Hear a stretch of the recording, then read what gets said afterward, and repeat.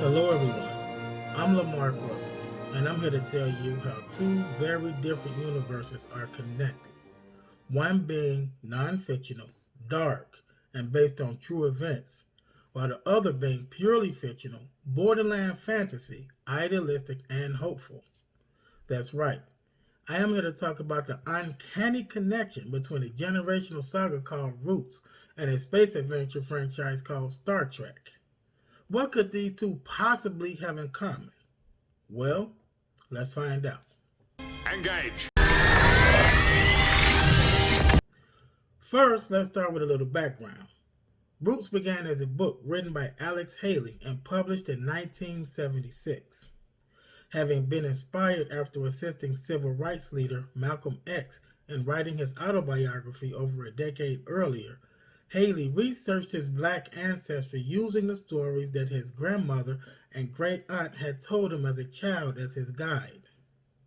He traced his ancestry back to Kunta Kinte, the Mandinka warrior from Jufuray, who was kidnapped as a teenager and brought from Africa to colonial America as a slave prior to the American Revolution.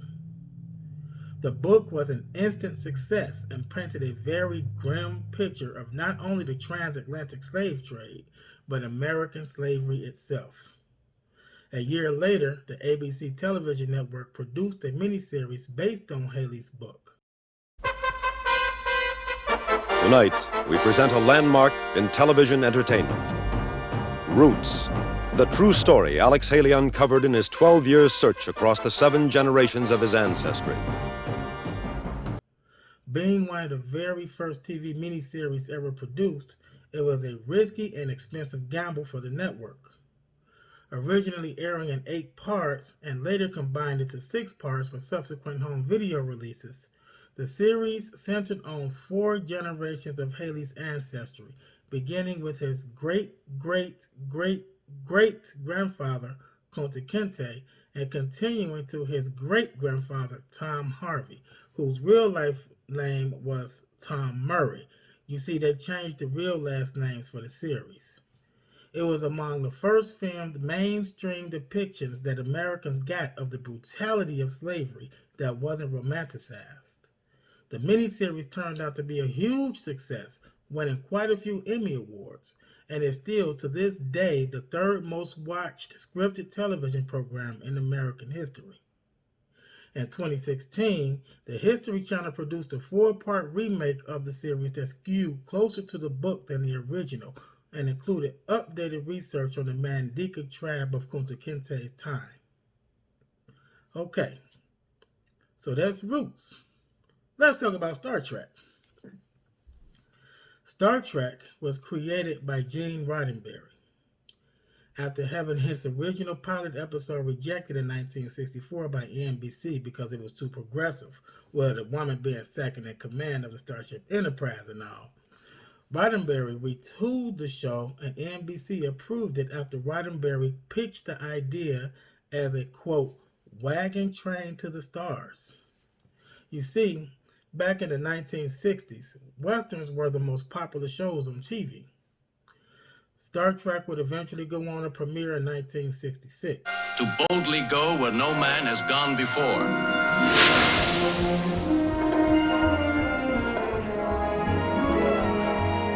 The ratings were mediocre, with NBC looking to cancel the show after the first 2 seasons. After the very first of its kind letter writing campaign by the fans, NBC decided to bring the show back for a 3rd season. However, NBC canceled the show after the 3rd season due to even lower ratings. During the 1970s, reruns of the show often did better in the ratings than during its initial run. After the success of 1977 super mega hit Star Wars, an unrelated space franchise by the way, Paramount Pictures purchased all the rights of Star Trek from NBC and made a feature film that reunited the original cast members called Star Trek: The Motion Picture.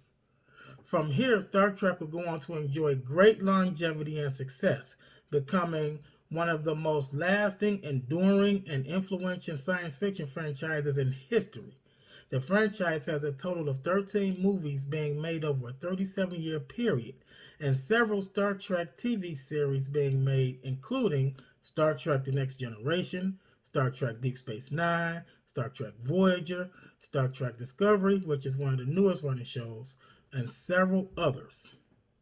Essentially, the franchise depicts humanity several centuries into the distant future as a united race who has solved poverty, eradicated disease, and has developed a technology to travel hundreds of times faster than the speed of light on deep space missions of exploration and scientific knowledge.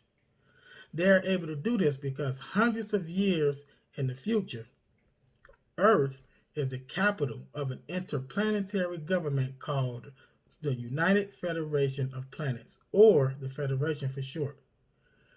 They have a branch of service called Starfleet. Starfleet's chief purpose is exploration, but they act as the chief line of defense against the Federation's enemies. Okay, now that we have our backgrounds, let's delve into what these two shows have in common. I'll first begin with the most obvious, and the one that many of you are probably already familiar with. That's right, LeVar Burton. In the original Roots miniseries, then newcomer LeVar Burton, in his first filmed acting role, was cast to play Kunta Kinte during his teenage and young adult years. His portrayal of Kinte during the first two parts of the miniseries was masterful, and it served as a breakout role for him. So white, man. What did you say?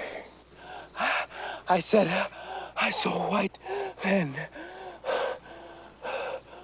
LeVar Burton would later go on to be cast as Lieutenant Commander Geordi LaForge in the Star Trek spin-off show Star Trek The Next Generation, which premiered in 1987.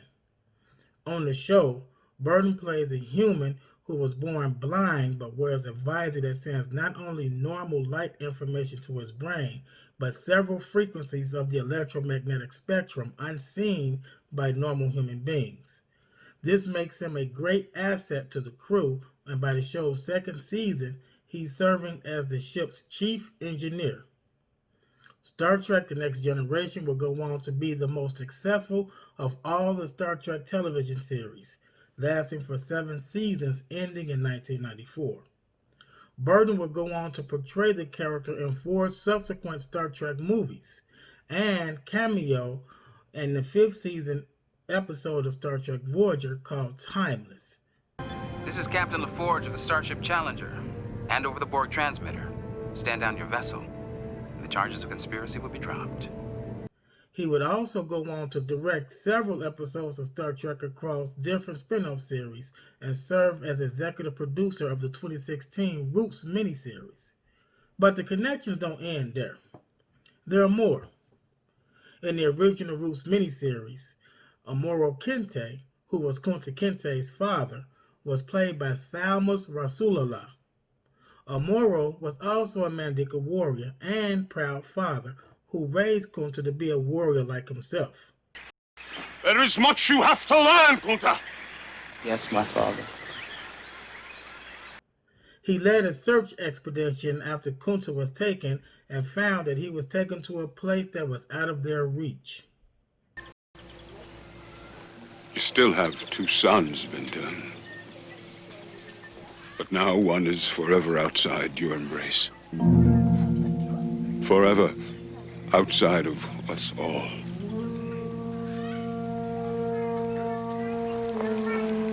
In 1988, Thalmus Rasulullah will reunite with his Roots co-star, LeVar Burton, by starring in a second season episode of Star Trek The Next Generation called Contagion, where he played Captain Donald Varley, a Starfleet officer who commanded the USS Yamato and a good friend of Captain Jean-Luc Picard's.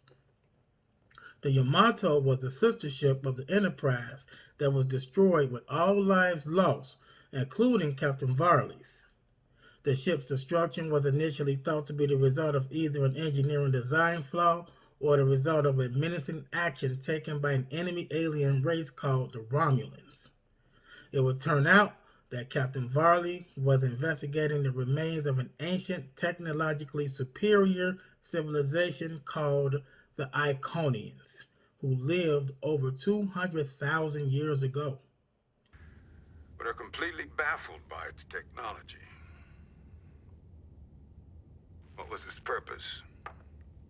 I'm like a caveman confronted by a tricorder. I'm certain this device is Iconian, but how far had it traveled before it was abandoned on this alien world? It turns out that ancient Iconian computer code so advanced that it was unrecognizable or even detected by his crew is what led to the ship's destruction. Okay, now here's where things get more fun. In the original Roots miniseries, an adult Kunta Kinte, played by John Amos, who was famous as having played the father in the TV show Good Times, would go on to marry a woman named Belle. She was born a slave. Belle was played by an actress named Madge Sinclair. In a 7-season episode of Star Trek The Next Generation called Interface, Lieutenant Commander Geordi LaForge investigated the possible death of his mother. In that episode, Madge Sinclair portrayed Geordi's mother, Captain Silva LaForge. This wasn't Madge Sinclair's first Star Trek rodeo. Years before she did this Next Generation episode, she had a small role in a Star Trek movie called Star Trek IV: The Voyage Home. In it, she played the captain of the USS Saratoga. The Saratoga was the first ship to detect an alien probe destined for Earth. Yellow alert. Shields out. Hell, reduce closing speed. Thruster controls have been neutralized. Emergency thrusters. No response, Captain. Emergency lights. Damage report. All systems. The ship will be destroyed soon afterwards. Also, in Roots, Kunta and Belle will go on to have one child, a daughter who Kunta named Kizzy. When she was a teenager, their slave master, Dr. William Reynolds, whose name was Dr. Waller in real life, we'll talk more about him in a bit, he would sell Kizzy, separating her from her parents as punishment for forging a travel permit for a slave who was attempting to escape, forever separating her from her parents. Her master was also embarrassed because of the fact that Kizzy could read and write when it was illegal for a slave to possess such skills at the time. On the first night of being owned by her new master, Tom Moore, whose name was Tom Lee in real life, she was raped by him. Kizzy Reynolds. Kizzy Moore, I bought you. You're my property now. Cost a fair price. Enough for a payment on a cotton gin your overseer said. Well, Kizzy, I'm gonna get my money's worth right now. And from that incident, she bore a son named George Moore, whose name was George Lee in real life. But he was known as Chicken George because he was good at cockfighting, and that is training chickens for his master, who unbeknownst to him during this time was also his father, to fight in chicken fighting matches, which made a lot of money for his father and slave master. Do I look like Chicken George to you? Chicken George was comically played by veteran actor Ben Vereen. Vereen would also go on to play Commander Edward LaForge, a medical officer in Starfleet and Geordi's father, in the same episode of The Next Generation, which again was called Interface. Starfleet is considering the Herald lost. Search isn't much more than a formality at this point. Geordi, your mother's gone.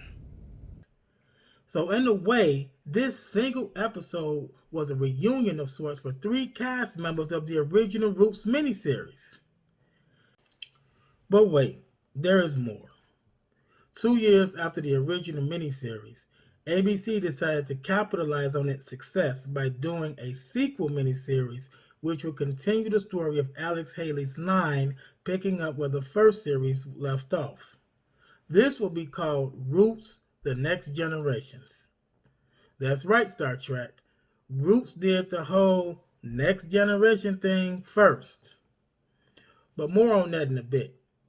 In 1988, about a decade later, ABC, for some reason that still seems unclear, decided to do a Roots Christmas special. I know, right? Like, how did they think this was a good idea for a Christmas special? It was a 2-hour TV movie called Roots the Gift that reunited LeVar Burton and Louis Gossett Jr. as Kunta Kinte and his friend Fiddler. In fact, Christmas be about little baby Jesus' birthday. Well, why they call it Christmas? Because that's what white folks want to call it. Then, when they get a little older, they nail his hide to a cross and they crucifies him till he dies. I don't know why they crucifies him. Look, white folks, they never had to have no reason for nothing. But Philly, you say that Jesus be the son of God. Now, why would folks, even white folks, want to kill the son of God? Ain't some no-account two-bob white guy. Because maybe they ask so many questions like some dumb African nigga no hear out. The timeline of the movie takes place between parts 2 and 3 of the original Roots miniseries. Now, here's where things get interesting. The movie featured a character named Hattie Caraway, a bounty hunter who captures runaway slaves for profit. I was hired, sir, to return these people to your father. There is a respectable fee awaiting me upon my return. I don't give a figure a damn about them. They're all living in some make-believe dream.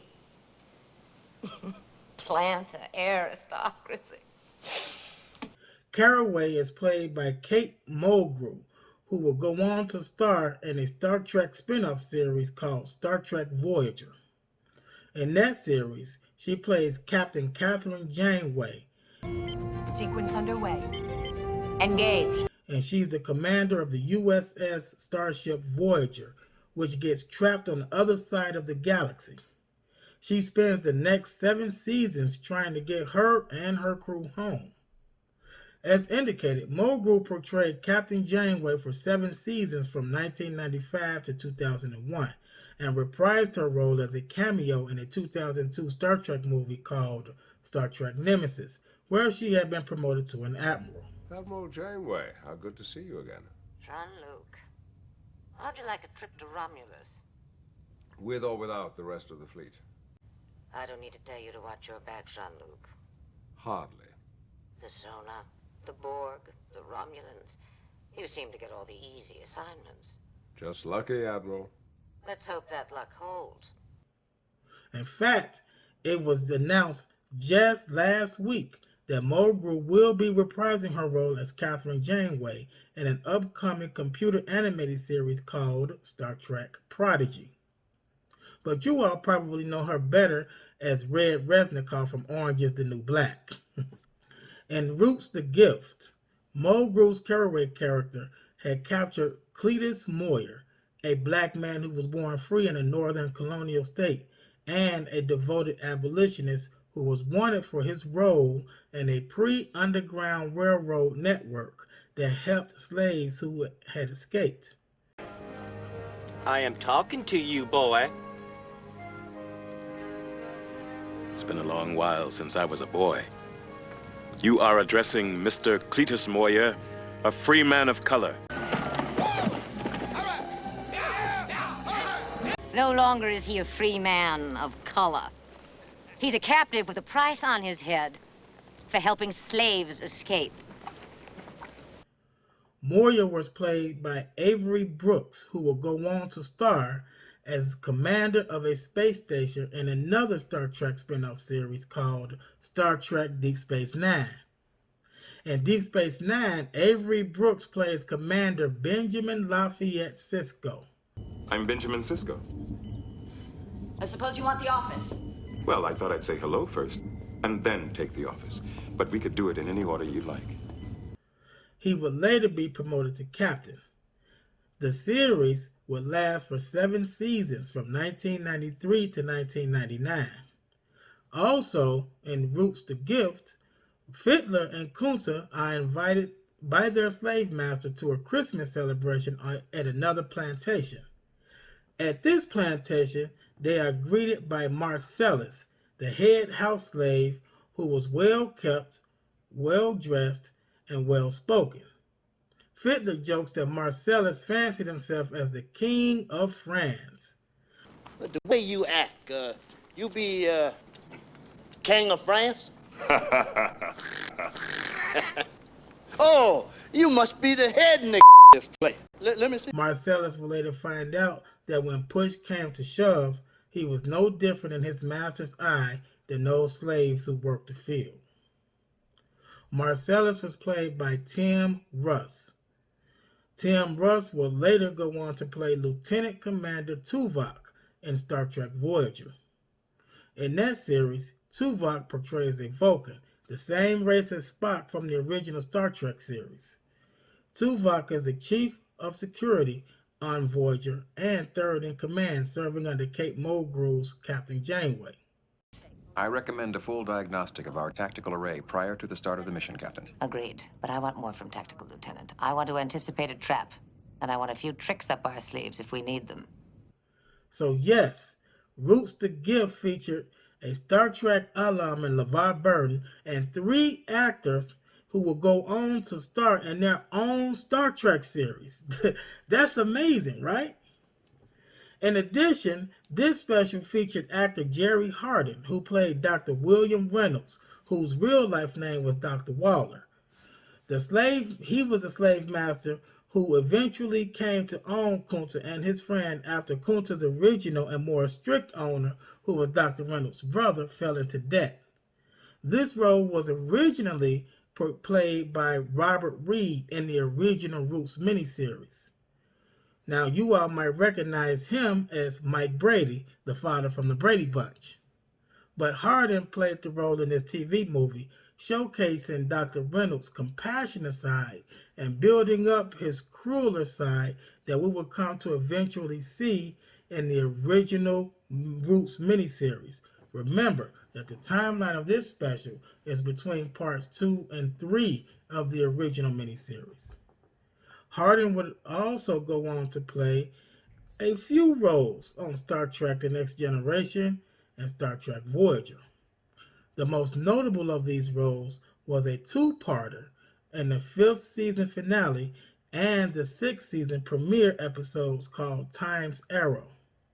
In them, he plays Samuel Clemens, the famous American writer who is better known by his pen name of Mark Twain. This distinguished natural philosopher has reaffirmed our planet as the only habitable globe in the heavens. A world, furthermore, constructed for the sole benefit of man. Now, if you'll permit me, I'll continue my character assassination unimpeded. Dear Mr. Clemens, please do. Please do. According to our best geologic estimate, the Earth is approximately 100 million years of age. Perhaps it is less, perhaps more. Perhaps a great deal more. Indeed. But regardless, it is ancient in the extreme. Now, geology also tells us that man himself has existed but for a microscopic fraction of those years. But if the Earth is not alone and there are millions of inhabited planets in the heavens... Quite my point. Man becomes a trivial creation, does he not? Lost in the vastness of the cosmic prairie, adrift on the deep ocean of time. A single one amongst countless others. Some may argue that a diamond is still a diamond, even if it is one amongst millions. It still shines as brightly. Someone might say that, dear lady, if someone thought that the human race was akin to a precious jewel. But this increasingly hypothetical someone would not be me.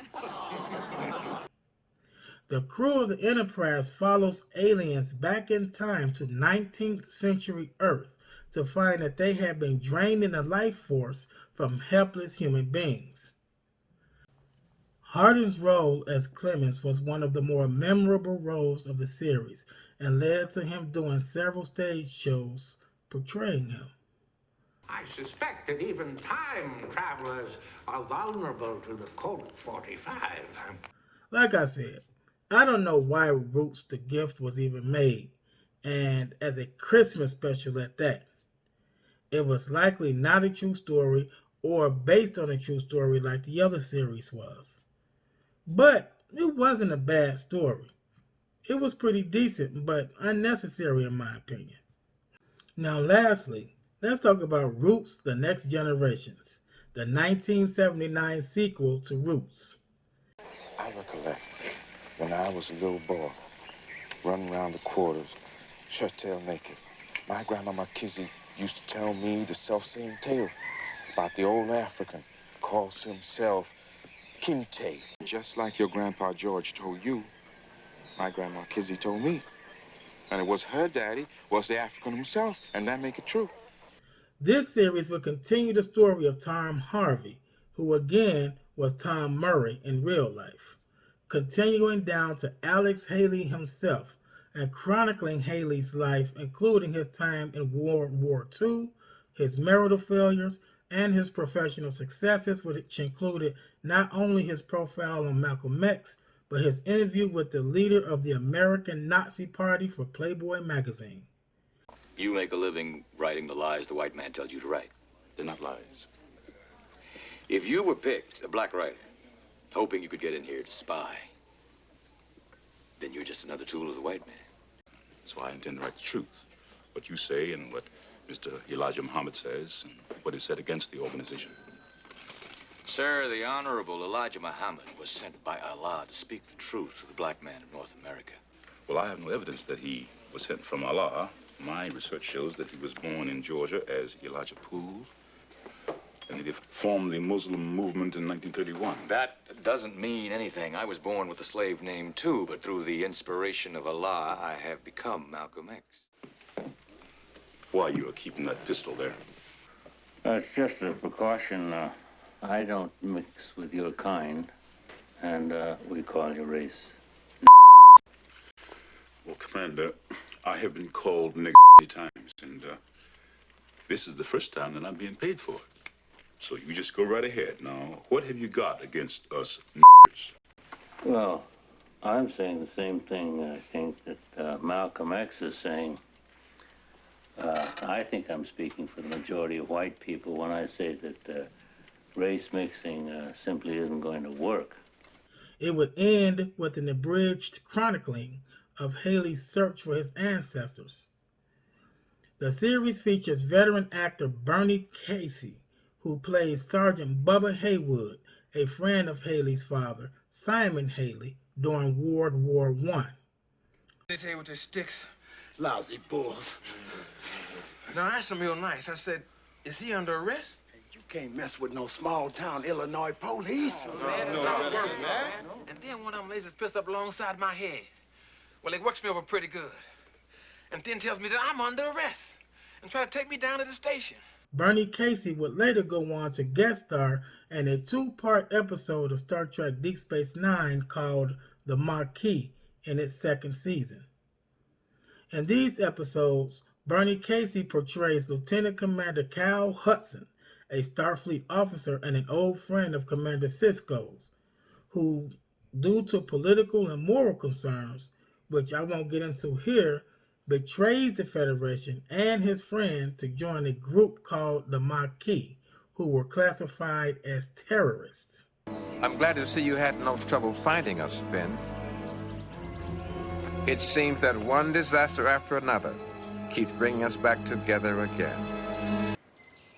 Just like that. It's just a uniform, Ben. Is that all it is? I remember when you first put it on. Yes. Graduation day at the academy. We both swore that we'd be starship captains by the time we were 30. And admirals by 40. Yes. I think we've both done pretty well for ourselves. We're in a war here, and I intend to win it. If you attack the depot, you'll have to get through me first. Do you know what the trouble is? No. The trouble is Earth. Really? On Earth, there is no poverty, no crime, no war. You look out the window of Starfleet headquarters and you see paradise. Well, it's easy to be a saint in paradise, but the Maquis do not live in paradise. Out there, in the demilitarized zone, all the problems haven't been solved yet. Out there are no saints, just people. Angry, scared, determined people who are going to do whatever it takes to survive, whether it meets with the Federation approval or not. Roots, The Next Generations also featured Paul Winfield, another veteran actor. Paul Winfield, in a role that earned him an Emmy nomination, plays Dr. Horace Hughley, a dean at the college where Simon Haley, the father of Alex Haley, again, teaches agriculture. Now, I don't need to tell you that with their approval, we generally end up with a very handsome donation.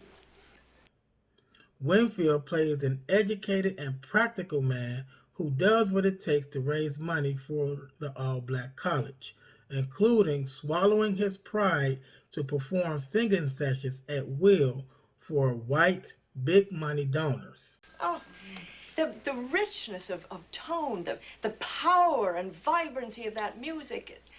Now they're doubly disappointed that your choir is absent. I wonder if you would favor us with one of those magnificent Negro spirituals.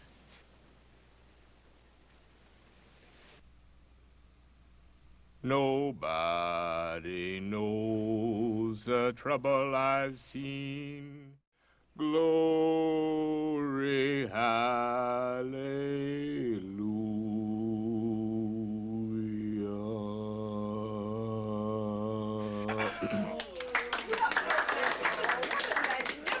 Voice you have, doesn't he, Professor Haley? Just lovely. We better be going. What did I tell you? The power of that voice, and you know, the amazing thing is they all have it. Yeah.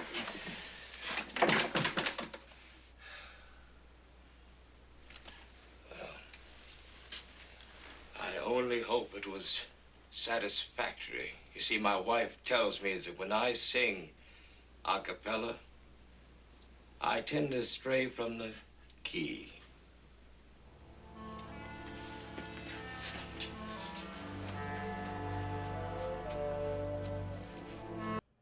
He would later go on to star in Star Trek II, The Wrath of Khan, the Star Trek movie that many fans believe to be the best and the Star Trek movie that is most referenced in pop culture. In it, he plays Captain Terrell of the USS Reliant. Terrell was captured along with his ship by Khan, an old nemesis of Captain Kirk. An alien worm was implanted in his brain that made him fall under the control of Khan, and Khan used Terrell to lure Kirk into a trap. Terrell would later summon the strength to resist the psychological suggestions Khan had imprinted onto him by killing himself rather than killing Kirk, a fellow Starfleet officer.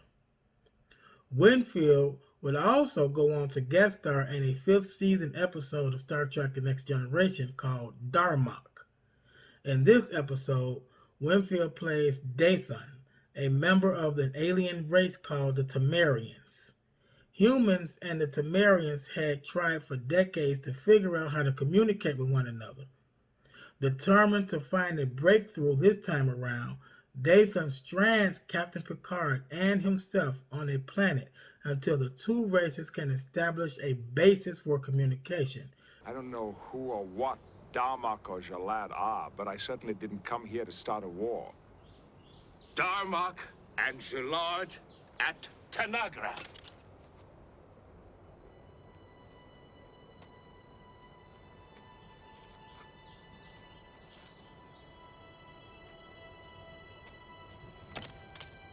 Sorry, Captain. A goal for which Dathan sacrifices his own life. It turns out the Temerian language is built entirely on metaphoric structure that was foreign to most species encountered before. Sugat! His eyes uncovered! Lastly, Roots, The Next Generations features actor Brock Peters, who plays Ab Decker, a Southern Depression-era sharecropper who Simon Haley tries to help by teaching him modern scientific agricultural techniques. Professor Simon Haley, sir. Well, Professor, I'm Mr. F.R. Lewis. Yes, sir, I figured that. Yes, and what you're standing on is my property. What brings you on it? Well, sir, I'm new here, and I'm just visiting the farmers in this area to see if I can help them raise a better crop scientifically. Is that a fact? Well, I don't hold much with this so-called scientific farming. I always say there ain't nothing more scientific than one good mule and one good He comes under fire by a white landowner who has the local law enforcement in his pocket. What about your family, Ab? Oh, I think they'd be safe enough. I took them to my sister over to DeKalb County. I don't care where they are. What good are you to them dead? You see this here, mule? This captain. Now, you can kick him, and you can whoop him, and you can push him real hard, and he can take it. But if you pushes him too much, he just set himself. Kick out at the next person try to push him. Peters would go on to play Fleet Admiral Cartwright in 2 Star Trek movies. In Star Trek IV, The Voyage Home, when an alien probe threatens all life on Earth, Cartwright plays an essential role in maintaining a fleet-wide red alert, keeping the Federation president apprised of pertinent information, and collaborating with Admiral Kirk, who was a fugitive at the time. Notify all stations. Starfleet emergency, red alert. Switch power immediately to planetary reserves. Switch it now. We are computing our trajectory at this time. Get him back! Get him back! Brock Peters will reprise his role as Fleet Admiral Cartwright in Star Trek VI, The Undiscovered Country, whereas his role was more sinister. During a diplomatic mission by the Federation to make peace with a warrior race called the Klingons Chancellor is assassinated, and all evidence points to Captain Kirk and his ship, the Enterprise. Captain? We surrender. The Chancellor of the High Council is dead. The result of an unprovoked attack while he traveled to see you under a flag of truce on a mission of peace. It turns out that Admiral Cartwright was part of a deep state conspiracy that involved counterparts in the Klingon Empire to prevent a peace deal from ever being forged between the two powers so that open hostilities will continue. The idea was that elements within the bowels of the two galactic superpowers had so much hatred and distrust with one another that they were willing to temporarily work with one another to ensure that hostilities continued until one of the sides was eliminated. I must protest. To offer Klingons safe haven within Federation space is suicide. Klingons would become the alien trash of the galaxy. There is an historic opportunity here. Don't believe them. Don't trust them. They are dying. Let them die. Brock Peters would also go on to star in several episodes of Star Trek Deep Space Nine as Joseph Sisko, the owner of a Creole restaurant in the city of New Orleans, and the father of Captain Benjamin Sisko. Joseph Sisko is shown to be the apex for which the high morality of Captain Sisko is derived. Benjamin Lafayette Sisko, what the hell has gotten into your head? Mr. Sisko's role is shown to be even more crucial to the development of his son, Captain Sisko, in later seasons. Well, that's it, folks. Yes, I know. I really let my nerdness show in this video. But if you watched this video all the way through, you were at least a little curious. As you can see, there is an extensive connection between the two franchises, which do not even share the same genre. In fact, being nearly on opposite ends of the genre spectrum. See, I choose to look at a series like Roots, which I'll admit have some problems with historical accuracy, as where we have been. I tend to look at the fantasy world of Star Trek as what we can become as a people. That's what Star Trek originally was. It wasn't simply a wagon train to the stars. That's just the way they pitched it to NBC. It represented a future for the human race that was bright and hopeful, one that is very much possible if we as a people make the choice to go down that road. That possibility is still there. We can have a world that is free from all war, where there is no disease and no man, woman, or child ever has to worry about where they will lay their heads at night or where their next meal is coming from. One where we work together for the betterment of mankind, and one where the past, such as depicted in Roots, serves as a painful reminder of a path never to be traveled again. And now he's about to be ruled the property of Starfleet. That should increase his value. In what way?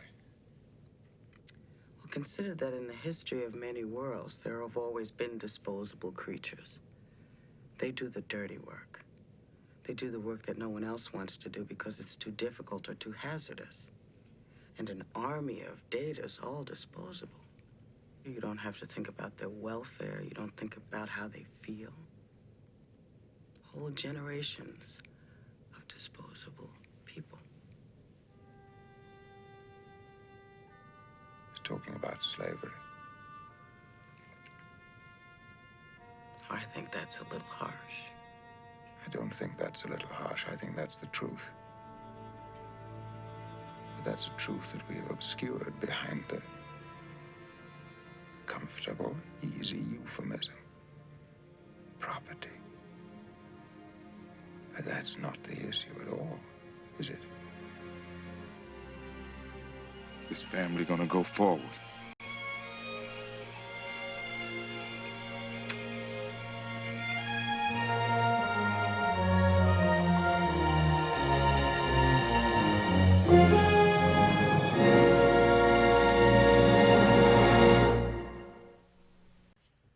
Now, before I go, I'd like to leave you with a little bonus. The 1988 comedy Coming to America was a reunion of sorts for a few Roots actors. Coming to America is one of Eddie Murphy's funnier films made when his career was at an all-time high and he was at the top of his game as the king of all other comedians. He starred as Akeem, an African prince who comes to the United States to find a bride who loves him not because of his wealth and power or because she was trained to do so, but to love him for the person that he is.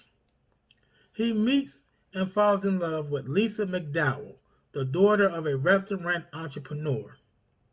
Veteran actor James Earl Jones plays King Jaffe Joffer, the ruler of the fictional African nation of Zamunda, and Akeem's father. You'll remember that James Earl Jones also portrays an adult Alex Haley in Roots: The Next Generations. You old African! I found you! Kunta Kinte! I found you! I found you! I found you! Actress Madge Sinclair plays Queen Aeolian, Akeem's mother and King Jaffe Joffer's wife. I'm not sure what to call you. My name's Cleo. It is very nice to meet you, Cleo. My name is Aeolian. Aeolian. Alien. And You'll remember that Madge Sinclair also played Belle in the original Roots miniseries, who was Kunta Kinte's wife. Finally, actor John Amos plays Cleo McDowell, Lisa's father and owner of a McDonald's knockoff restaurant chain called McDowell's. see, they're McDonald's. I'm McDowell's. Huh? See, they got the Big Mac, I got the Big Mick. We both got 2 all-beef patties, special sauce, lettuce, cheese, pickles, and onions. You'll remember that John Amos played an adult Kunta Kinte in the original Roots miniseries. Well, Fiddler, don't you see? This the land of the two-bob. I'm Mandinka warrior. I can walk with these people and talk with them, man. I can't do it. There's even a reference to it in the movie. Hey, it's Kunta Kinte! Eddie Murphy is himself a big Star Trek fan. I've been watching a lot of cable lately because I'm so mad at the only good show on TV now is Star Trek. That's some good shit. Oh, it's amazing how you just sort of broken down this whole Star Trek thing. I'm a Trekkie. That's why I broke it down to the barest essence of the Trek. I'm a Trekkie. I know everything about Star Trek. What's Captain Kirk's first name? Captain. No, it's not Captain. His name is James T. Kirk. Look now. Klingon maar. Hija. Tiak. Mike. You can understand him? Yeah. Yeah, he's speaking Klingon. Oh, that's Klingon. Yeah. Right. He was even slated at one point to star in one of the Star Trek movies called Star Trek IV: The Voyage Home, but they pulled the plug on that idea for a multitude of reasons. Perhaps they considered how horrible an idea Superman 3 with Richard Pryor was. That's it, you guys. Let me know if I've missed anything. You all take care.